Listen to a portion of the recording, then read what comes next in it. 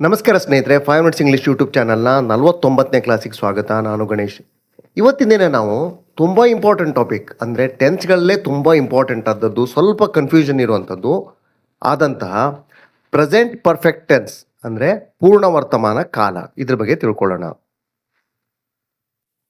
ಪೂರ್ಣ ವರ್ತಮಾನ ಕಾಲದಲ್ಲಿ ಕ್ರಿಯೆ, ಕೆಲಸ ಭೂತಕಾಲದಲ್ಲಿ ಮುಗ್ದಿರುತ್ತೆ ಅಥವಾ ಇದೀಗ ಮುಗ್ದಿರುತ್ತೆ. ಅದರ ಪರಿಣಾಮ ನಾವು ಮಾತಾಡೋ ಸಮಯದಲ್ಲಿ ಇರುತ್ತೆ. ಅರ್ಥ ಆಯ್ತಾ? ಕೆಲಸ ಭೂತಕಾಲದಲ್ಲಿ ಮುಗ್ದಿರುತ್ತೆ, ಆದರೆ ಪರಿಣಾಮ ಮಾತಾಡೋ ಸಮಯದಲ್ಲಿ ಇರುತ್ತೆ. ಈ ಸಂದರ್ಭದಲ್ಲಿ ನಾವು ಪ್ರೆಸೆಂಟ್ ಪರ್ಫೆಕ್ಟ್ ಟೆನ್ಸನ್ನು ಬಳಸ್ತೀವಿ. ಉದಾಹರಣೆ ನಾನು ನಿಮ್ಗೆ ಹೇಳ್ತೀನಿ, ಅವಾಗ ಸುಲಭವಾಗಿ ನಿಮಗೆ ಅರ್ಥ ಆಗುತ್ತೆ. ಸಪೋಸ್ ನೀವೀಗ ನಿಮ್ಮ ಮನೇಲಿದ್ದೀರಿ, ನಿಮ್ಮ ತಮ್ಮ ಕ್ರಿಕೆಟ್ ಬ್ಯಾಟನ್ನು ಆಡಲಿಕ್ಕೆ ತೊಗೊಂಡು ಹೋಗ್ತಾನೆ. ಕೆಲವೇ ಕ್ಷಣಗಳ ನಂತರ ಅವನನ್ನು ಹುಡ್ಕೊಂಡು ಅವನ ಫ್ರೆಂಡ್ಸ್ ಬರ್ತಾರೆ. ಬಂದ ತಕ್ಷಣ ಅವ್ರು ಕೇಳ್ತಾರೆ, ನಿಮ್ಮ ತಮ್ಮ ಎಲ್ಲಿ ಅಂತ. ಅವಾಗ ನೀವು ಹೇಳ್ತೀರಿ, ಅವಾಗ ನೀವೇನು ಹೇಳ್ತೀರಿ? ಅವಾಗ ನೀವು ಹೇಳ್ತೀರಿ, ಅವನು ಈಗ ತಾನೇ ಆಡಲಿಕ್ಕೆ ಹೋದ ಅಲ್ವಾ, ಈಗ ತಾನೇ ಅವನು ಆಡಲಿಕ್ಕೆ ಹೋದ. ಇಂಥ ಸಂದರ್ಭದಲ್ಲಿ ಪೂರ್ಣ ವರ್ತಮಾನ ಕಾಲದ ವಾಕ್ಯವನ್ನು ಬಳಸ್ತಾರೆ. ಅಂದರೆ ಕೆಲಸ ಪಾಸ್ಟಲ್ಲಿ ಮುಗ್ದಿರುತ್ತೆ, ಅದರ ಎಫೆಕ್ಟು ವರ್ತಮಾನ ಕಾಲದಲ್ಲಿ ಇರುತ್ತೆ. ಅಂದರೆ ಕೆಲಸ ಇದೀಗ ಮುಗಿದಿದೆ ಅಂತ ಹೇಳಲಿಕ್ಕೆ ನಾವು ಪ್ರೆಸೆಂಟ್ ಪರ್ಫೆಕ್ಟ್ ಟೆನ್ಸನ್ನು ಬಳಸ್ತೀವಿ. ಈಗಿಲ್ಲಿ ನೋಡಿ ಉದಾಹರಣೆ, ಇಲ್ಲೊಬ್ಬನಿದ್ದಾನೆ, ಅವನು ಶೂ ಏನಾಗಿದೆ, ಕೊಳೆ ಆಗಿದೆ. ಸೊ ಅವನು ಎರಡನೇ ಇಮೇಜಲ್ಲಿ ಏನು ಮಾಡ್ತಾ ಇದ್ದಾನೆ, ಅವನ ಶೂವನ್ನು ಕ್ಲೀನ್ ಮಾಡ್ತಾ ಇದ್ದಾನೆ. He is cleaning his shoes. ಕೆಲವೇ ಕ್ಷಣದಲ್ಲಿ ಅವನು ಶೂವನ್ನು ಕ್ಲೀನ್ ಮಾಡಿ ಕುತ್ಕೊಂಡಿದ್ದಾನೆ. ಅವನೇನು ಹೇಳ್ತಾ ಇದ್ದಾನೆ, I have cleaned my shoes. ಅಂದರೆ ನಾನು ನನ್ನ ಶೂಗಳನ್ನ ಕ್ಲೀನ್ ಮಾಡಿದ್ದೇನೆ, ಅಂದರೆ ಇದೀಗ ಮಾಡಿದ್ದೇನೆ. ಹಿ ಹ್ಯಾಸ್ ಕ್ಲೀನ್ಡ್ ಹೀಸ್ ಶೂಸ್. ಅಂದರೆ ಕೆಲವೇ ಕ್ಷಣಗಳ ಮುಂಚೆ ಆ ಕೆಲಸವನ್ನು ಅವನು ಮಾಡಿ ಮುಗಿಸಿದ್ದಾನೆ, ಅದರ ಪರಿಣಾಮ ಇನ್ನೂ ಇದೆ. ಈ ಸಂದರ್ಭದಲ್ಲಿ ನಾವು ಪ್ರೆಸೆಂಟ್ ಪರ್ಫೆಕ್ಟ್ ಟೆನ್ಸ್ ವಾಕ್ಯಗಳನ್ನು ಮಾಡ್ತೀವಿ. ಇನ್ನೊಂದು ಉದಾಹರಣೆ ನೋಡಿ, ದೇ ಆರ್ ಆ್ಯಟ್ ಹೋಮ್. ಈ ಚಿತ್ರದಲ್ಲಿ ಅವರು ಮನೆಯಲ್ಲಿದ್ದಾರೆ. ಗಂಡ ಪೇಪರ್ ಓದ್ತಾ ಇದ್ದಾನೆ, ಹೆಂಡತಿ ಹಾಗೆ ಕೂತ್ಕೊಂಡಿದ್ದಾಳೆ. ಆವಾಗ ಕೆಲವು ಕ್ಷಣಗಳ ನಂತರ ಅವರು ಹೋಗ್ತಾ ಇದ್ದಾರೆ, ಇಲ್ಲಿಗೆ ಹೊರಗಡೆ ಹೋಗ್ತಾ ಇದ್ದಾರೆ. They are going out. ಈಗ ಅವ್ರು ಕೂತ್ಕೊಂಡ ಸ್ಥಳ ಖಾಲಿಯಾಗಿದ್ದಾರೆ, ಅದರರ್ಥ ದೇ ಹ್ಯಾವ್ ಗಾನ್ ಔಟ್. ಅವರು ಹೊರಗಡೆ ಹೋಗಿದ್ದಾರೆ. ಕೆಲವೇ ಕ್ಷಣಗಳ ಹಿಂದೆ ಅವರು ಹೊರಗೆ ಹೋದರು. ಆ ಕಾರಣದಿಂದ ನಾವೇನು ಹೇಳ್ತಾ ಇದ್ದೇವೆ, ಅವರು ಹೊರಟು ಹೋಗಿದ್ದಾರೆ. ಅಂದರೆ ಅವರು ರೂಮಲ್ಲಿಲ್ಲ, ಅವರು ಹೊರಟು ಹೋಗಿದ್ದಾರೆ. They have gone out. ಹೀಗೆ ಪಾಸ್ಟಲ್ಲಿ ಮುಗಿದಂಥ ಕೆಲಸದ ವರ್ತಮಾನ ಕಾಲದಲ್ಲಿ ಪರಿಣಾಮ ಇರುತ್ತಲ್ಲ, ಆ ಸಂದರ್ಭದಲ್ಲಿ ಇದೀಗ ಕೆಲಸ ಮುಗಿದಿದೆ ಅಥವಾ ಈ ಕೆಲಸ ಮುಗಿದೋಯ್ತು, ಇದೀಗ ಜಸ್ಟ್ ಮುಗಿದೋಯ್ತು ಅಂತ ಹೇಳಲಿಕ್ಕೆ ನಾವು ಪ್ರೆಸೆಂಟ್ ಪರ್ಫೆಕ್ಟ್ ಟೆನ್ಸನ್ನು ಹೇಳ್ತೀವಿ.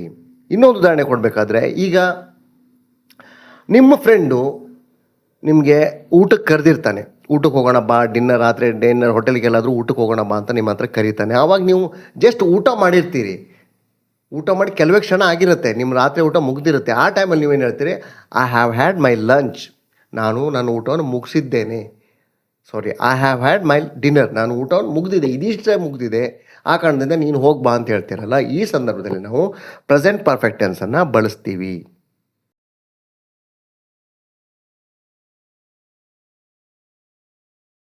ಪೂರ್ಣ ವರ್ತಮಾನ ಕಾಲದ ವಾಕ್ಯವನ್ನು ತಯಾರಿಸುವಾಗ ಸಬ್ಜೆಕ್ಟ್ನೊಂದಿಗೆ ಅವುಗಳಿಗೆ ತಕ್ಕ ಹಾಗೆ, ಅಂದರೆ I, we, you, they plural ಈಗಳ ಜೊತೆಗೆ ಹ್ಯಾವನ್ನು ಬರೆದು, ಹಿ, ಶಿ, ಇಟ್ ಸಿಂಗ್ಯುಲರ್ ನೌನ್ಗಳ ಜೊತೆ ಹ್ಯಾಸನ್ನು ಬರೆದು, ನಂತರ ವರ್ಬ್ 3 ಬರೀಬೇಕು. ನೆನ್ಪಿಟ್ಕೊಳ್ಳಿ, ವರ್ಬ್ 3 ಅಂದರೆ ಪಾಸ್ಟ್ ಪಾರ್ಟಿಸಿಪಲ್ ಕ್ರಿಯಾಪದದ ಭೂತ ಕೃದ್ವಾಚಕ ರೂಪ. ಅಂದರೆ V1, V2, V3 ಅಂತಿರಲ್ಲ, ಮೂರನೇ ರೂಪವನ್ನು ಬರೆದು ನಂತರ ಅಬ್ಜೆಕ್ಟನ್ನು ಬರೀಬೇಕು. ಐ ಹ್ಯಾವ್ ಡನ್, ನಾನು ಮಾಡಿದ್ದೇನೆ. Do, did, done. V3 done, I have done. I ಜೊತೆಗೆ ಹೆಲ್ಪಿಂಗ್ ವರ್ಬ್ ಬಗ್ಗೆ ಹ್ಯಾವ್ ಬಂದಿದೆ. ಸೊ ಐ ಹ್ಯಾವ್ ಡನ್, ನಾನು ಮಾಡಿದ್ದೇನೆ. We have completed our homework, ನಾವು ನಮ್ಮ ಕೆಲಸವನ್ನು ಮಾಡಿ ಮುಗಿಸಿದ್ದೇವೆ, ಆಲ್ರೆಡಿ ನಾವು ಮಾಡಿ ಮುಗಿಸಿದ್ದೇವೆ.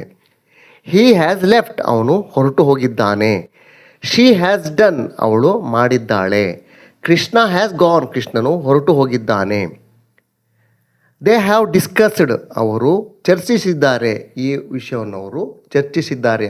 ಅಂದರೆ ಚರ್ಚೆ ಮಾಡಿ ಮುಗಿದಿದೆ, ಆಲ್ರೆಡಿ ಇದರ ಎಫೆಕ್ಟ್ ನಮ್ಮ ಹತ್ರ ಇದೆ, ನಾವು ಮಾತಾಡೋ ಸಮಯದಲ್ಲಿ ಅವ್ರು ಚರ್ಚಿಸಿದ್ದಾರೆ ಅಂತ ಹೇಳಲಿಕ್ಕೆ ನಾವು ಇದನ್ನು ಬಳಸ್ತೀವಿ. ಇಲ್ಲಿ ನೋಡಿ, ಈ ಚಿತ್ರದಲ್ಲಿ ಅವನ ಶೂ ಕೊಳೆ ಆಗಿದೆ, ಅವನ ಶೂವನ್ನು ಒರೆಸಿದ್ದಾನೆ.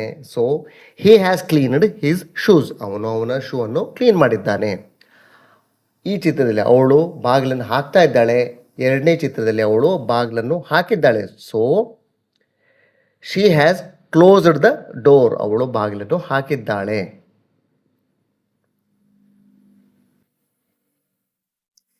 ಈ ಚಿತ್ರದಲ್ಲಿ ಅವರು ಟಿವಿಯನ್ನು ನೋಡ್ತಾ ಇದ್ದಾರೆ. ನೆಕ್ಸ್ಟ್ ಚಿತ್ರದಲ್ಲಿ ಅವರು ಮಲಗಿದ್ದಾರೆ. ಸೊ ನಾವೇನು ಹೇಳಬೇಕು, they have gone to bed, ಅವರು ಮಲಗಿದ್ದಾರೆ. ಸೊ ಇದರಲ್ಲಿ ಮಳೆ ಬರ್ತಾ ಇದೆ. ಎರಡನೇ ಚಿತ್ರದಲ್ಲಿ ಮಳೆ ನಿಂತಿದೆ. ಸೊ ರೇನ್ ಹ್ಯಾಸ್ ಸ್ಟಾಪ್ಡ್, ಮಳೆ ನಿಂತಿದೆ. ಒಂದನೇ ಚಿತ್ರದಲ್ಲಿ ಅವನು ಸ್ನಾನ ಮಾಡ್ತಾ ಇದ್ದಾನೆ. ಎರಡನೇ ಚಿತ್ರದಲ್ಲಿ ಅವನು ಸ್ನಾನ ಮಾಡಿ ಮುಗಿಸಿದ್ದಾನೆ. ಸೊ ನಾವೇನು ಹೇಳ್ಬೇಕಂದ್ರೆ He has had a bath. ಅವನು ಸ್ನಾನವನ್ನು ಮಾಡಿ ಮುಗಿಸಿದ.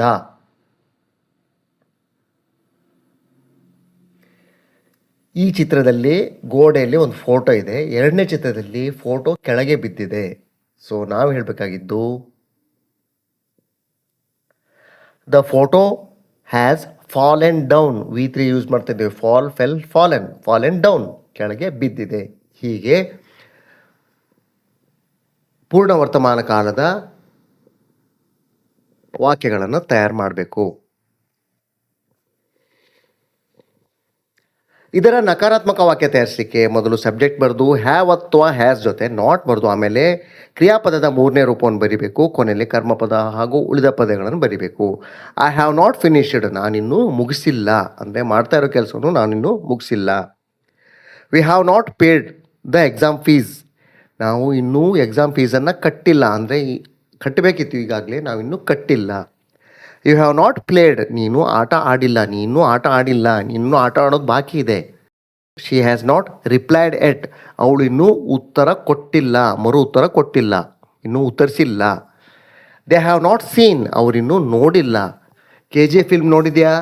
ಎಸ್, ಐ ಹ್ಯಾವ್ ಸೀನ್, ನಾನು ನೋಡಿದ್ದೇನೆ. ಅವ್ರು ನೋಡಿದ್ದಾರಾ? Have they seen KGF movie? ಅವರಿನ್ನೂ ನೋಡಲಿಲ್ಲ ಅನ್ನಲಿಕ್ಕೆ ದೇ ಹ್ಯಾವ್ ನಾಟ್ ಸೀನ್, ಅವರಿನ್ನೂ ನೋಡಿಲ್ಲ. Krishna has not liked the movie, ಕೃಷ್ಣನು ಆ ಫಿಲ್ಮನ್ನು ಇಷ್ಟಪಟ್ಟಿಲ್ಲ. ಹಾಗೆ ಇದರ ಪ್ರಶ್ನಾರ್ಥಕ ವಾಕ್ಯ ಅಂತ ತಯಾರಿಸುವಾಗ ಮೊದಲು ಹ್ಯಾವ್ ಅಥವಾ ಹ್ಯಾಸ್ ಅನ್ನು ಬರೆದು, ಸಹಾಯಕ ಕ್ರಿಯಾಪದಗಳಾದ ಹ್ಯಾವ್ ಅಥವಾ ಹ್ಯಾಸ್ ಅನ್ನು ಮೊದಲು ಬರೆದು ನಂತರ ಸಬ್ಜೆಕ್ಟನ್ನು ಸೇರಿಸಿ ಕೊನೆಯಲ್ಲಿ V3 ಅನ್ನು ಸೇರಿಸಬೇಕು. ಕೊನೆಯಲ್ಲಿ ಕರ್ಮಪದ ಅಥವಾ ಉಳಿದ ಪದಗಳನ್ನು ಬರಿಬೇಕು. Have you seen KGF movie, ನೀನು KGF ಮೂವಿಯನ್ನು ನೋಡಿದ್ದೀಯಾ? Have you worked with him, ನೀನು ಅವನೊಂದಿಗೆ ಕೆಲಸ ಮಾಡಿದ್ದೀಯಾ?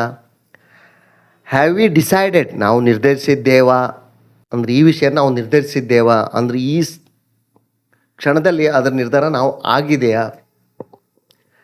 Has she return from school, ಅವಳು ಶಾಲೆಯಿಂದ ಹಿಂತಿರುಗಿ ಬಂದಿದ್ದಾಳ, ಇದೀಗ ಬಂದಿದ್ದಾಳ. ಬಂದಿದ್ದರೆ she has return from school, ಬಂದಿಲ್ಲ ಅಂದರೆ she has not return from school, ಅವಳಿನ್ನೂ ಶಾಲೆಯಿಂದ ಬಂದಿಲ್ಲ. ಹ್ಯಾಸ್ ಕೃಷ್ಣ ಟೋಲ್ಡ್ ಯು, ಕೃಷ್ಣನು ಹೇಳಿದ್ದಾನ. ಟೆಲ್ ಇದ್ದಿದ್ದು V3ಯಲ್ಲಿ ಏನಾಗಿದೆ? ಟೋಲ್ಡ್ ಆಗಿದೆ. Has Krishna told you, Krishna ನಿನಗೆ ಹೇಳಿದ್ದಾನ? ಕೃಷ್ಣನು ಹೇಳಿದರೆ yes he has told me, ಅವನು ನನಗೆ ಹೇಳಿದ್ದಾನೆ. ಹೇಳಲಿಲ್ಲ ಅಂತ ಹೇಳಿದ್ರೆ no he hasn't told me, ಅವನು ನನಗೆ ಹೇಳಿಲ್ಲ. Has he finished his homework, ಅವನು ಅವನ ಕೆಲಸವನ್ನು ಮಾಡಿ ಮುಗಿಸಿದ್ದಾನ? ಮುಗಿಸಿದ್ರೆ yes he has finished his homework, ಅವನು ಅವನ ಮನೆ ಕೆಲಸವನ್ನು ಮುಗಿಸಿದ್ದಾನೆ. ಅವನು ಮುಗಿಸಿಲ್ಲ ಅಂತಂದರೆ no he has not finished his homework, ಅವನು ಅವನ ಮನೆ ಕೆಲಸವನ್ನು ಮುಗಿಸಿಲ್ಲ. ಹ್ಯಾವ್ ಐ ಫಿನಿಶ್ಡ್, ನಾನು ಮುಗಿಸಿದ್ದೇನೆ, ನಾನು ಮುಗಿಸಿದ್ದೀನ ಈ ವಿಷಯನ. ಈ ಥರ ಪ್ರಶ್ನಾರ್ಥಕ ವಾಕ್ಯವನ್ನು ತಯಾರಿಸಬೇಕು.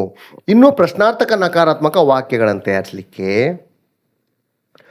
ವಾಕ್ಯದ ಮೊದಲು ಹ್ಯಾವ್ ಅಥವಾ ಹ್ಯಾಸ್ ಅನ್ನು ಬರೆದು ಸಬ್ಜೆಕ್ಟ್ ಜೊತೆಗೆ ನಾಟ್ ಅನ್ನು ಸೇರಿಸಿ ಆಮೇಲೆ V3 ಅನ್ನು ಬರೀಬೇಕು.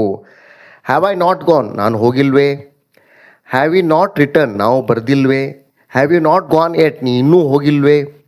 ಹ್ಯಾವ್ ದೇ ನಾಟ್ ರಿಟರ್ನ್, ಅವರು ಬರೆದಿಲ್ವೇ? ಹ್ಯಾಸ್ ನಾಟ್ ಹಿ ರಿಟರ್ನ್, ಅವನು ಬರೆದಿಲ್ವೇ? ಹ್ಯಾಸ್ ನಾಟ್ ಶಿ ಡಿಸ್ಕಸ್ಡ್, ಅವಳು ಚರ್ಚಿಸಿಲ್ವೇ? ಈಗಾಗಲೇ ನಮ್ಗೆ ಗೊತ್ತಿರುವಂತೆ ಮೇಲಿನ ವಾಕ್ಯಗಳನ್ನು, ಅಂದರೆ ಪ್ರಶ್ನಾರ್ಥಕ ನಕಾರಾತ್ಮಕ ವಾಕ್ಯಗಳನ್ನು ಇನ್ನೊಂದು ವಿಧದಲ್ಲಿ ಕೂಡ ಬರಿಬೋದು. ಅರ್ಥದಲ್ಲಿ ಯಾವುದೇ ವ್ಯತ್ಯಾಸ ಆಗಲ್ಲ. ಹ್ಯಾವಂಟ್ ಐ ಗಾನ್, ನಾನು ಹೋಗಿಲ್ವಾ? ಹ್ಯಾವಂಟ್ ವಿ ಗಾನ್, ನಾವು ಹೋಗಿಲ್ವಾ? ಹ್ಯಾವಂಟ್ ಯು ಗಾನ್, ನೀನು ಹೋಗಿಲ್ವಾ? ಹ್ಯಾವಂಟ್ ದೇ ಗಾನ್, ಅವರು ಹೋಗಿಲ್ವಾ? ಹ್ಯಾಸಂಟ್ ಈ ಡನ್, ಅವನು ಮಾಡಿಲ್ವಾ. ಹ್ಯಾಸಂಟ್ ಶಿ ಡನ್, ಅವಳು ಮಾಡಿಲ್ವಾ. ಹೀಗೆ ಪೂರ್ಣ ವರ್ತಮಾನ ಕಾಲದ ಸಕಾರಾತ್ಮಕ, ನಕಾರಾತ್ಮಕ, ಪ್ರಶ್ನಾರ್ಥಕ ಮತ್ತು ಪ್ರಶ್ನಾರ್ಥಕ ನಕಾರಾತ್ಮಕ ವಾಕ್ಯಗಳನ್ನು ತಯಾರಿಸಬೇಕು. ತಿಳ್ಕೊಳ್ಳಿ, ಸಿಂಪಲ್ ಆಗಿದೆ. ಕೆಲಸವು ಭೂತಕಾಲದಲ್ಲಿ ಮುಗಿದಿರುತ್ತೆ, ಅದರ ಎಫೆಕ್ಟ್ ನಾವು ಮಾತಾಡೋ ಸಮಯದಲ್ಲಿ ಇರುತ್ತೆ. ಇದೀಗ ಮುಗಿಸಿದ್ದೇನೆ, ಇದೀಗ ಬಂದಿದ್ದಾನೆ, ಇದೀಗ ತಿಂದಿದ್ದಾನೆ, ನೋಡಿದ್ದಾನೆ, ಈ ಥರ ನೋಡಿದ್ದಾಳೆ, ಬಂದಿದ್ದಾರೆ, ಇದೀಗ ಹೋದರು, ಈಗಷ್ಟೇ ಮುಗಿಸ್ದೆ, ಈಗಷ್ಟೇ ತಿಂದೆ, ಈ ಥರ ವಾಕ್ಯಗಳನ್ನು ತಯಾರು ಮಾಡಲಿಕ್ಕೆ ಪ್ರೆಸೆಂಟ್ ಪರ್ಫೆಕ್ಟ್ ಟೆನ್ಸನ್ನು ಬಳಸ್ತಾರೆ. ರೂಲ್ಸ್ ತುಂಬ ಸಿಂಪಲ್ ಆಗಿದೆ. ಹ್ಯಾವ್ ಮತ್ತು ಹ್ಯಾಸ್ ಒಟ್ಟಿಗೆ V3 ಅನ್ನು ಯಾವತ್ತೂ ನೆನಪಿಡಬೇಕು. V3 ಅನ್ನು ಅಂದರೆ ಪಾಸ್ಟ್ ಪಾರ್ಟಿಸಿಪಲ್ ಫಾರ್ಮ್, ಕ್ರಿಯಾಪದದ ಪಾಸ್ಟ್ ಪಾರ್ಟಿಸಿಪಲ್ ಫಾರ್ಮನ್ನು ಬರಿಬೇಕು. ತುಂಬ ಸುಲಭವಾಗಿ ಈ ವಾಕ್ಯ ರೆಡಿ ಆಗತ್ತೆ.